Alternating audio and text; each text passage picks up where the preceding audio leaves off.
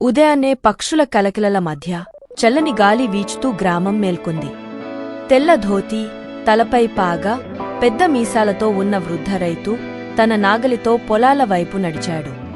ఎరుపు చీర, గాజులు ధరించిన రైతు భార్య వారి ఇల్లు ముందు ఆవరణను ఊడుస్తోంది. బస్తాలు వేసుకున్న పిల్లలు నవ్వుకుంటూ పరుగులు తీస్తూ గ్రామ మార్గంలో పాదశాలకు వెళ్లారు. వెలుగైన రంగుల చీరలు కట్టుకున్న మహిళలు బావి దగ్గర నీళ్లు తీసుకుంటూ సరదాగా మాట్లాడుతున్నారు.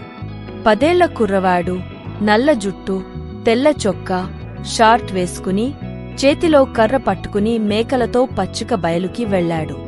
పొలాల్లో రైతులు కష్టపడి నాగలు దున్నుతూ, గింజలు వేస్తూ పల్లె పాటలు పాడుతున్నారు. గ్రామ టీ షాపు దగ్గర పురుషులు ఛాయ్ తాగుతూ వార్తలు చర్చిస్తూ సందడి చేస్తున్నారు. పిల్లలు పల్లె మైదానంలో కబడ్డీ, గిల్లిడండా ఆడుతూ సరదాగా గడిపారు. కుండలవాడి తన చక్రం మీద మట్టిని తిప్పి కుండలు తయారు చేస్తుంటే పిల్లలు ఆశ్చర్యంగా చూస్తున్నారు. మధ్యాహ్నం మహిళలు పొయ్యిపై కలపతో వంటచేసి ఆహారపు వాసన అంతా వ్యాపించింది. సాయంత్రం రైతులు పంటలు నింపిన ఎద్దుల బండ్లతో ఇంటికి బయలుదేరారు. గ్రామమంతా పెద్ద వేప చెట్టు కింద చేరి కథలు చెప్పుకుంటూ నవ్వులు పంచుకున్నారు. రాత్రి పిల్లలు దీపాల కాంతిలో చదువుకుంటుండగా పెద్దవారు చిన్న ఆలయం ముందు ప్రార్థనలు చేశారు.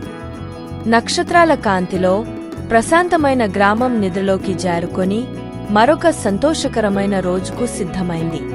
ఈ స్టోరీ నచ్చితే లైక్ చేయండి, షేర్ చేయండి, సబ్స్క్రైబ్ చేయండి.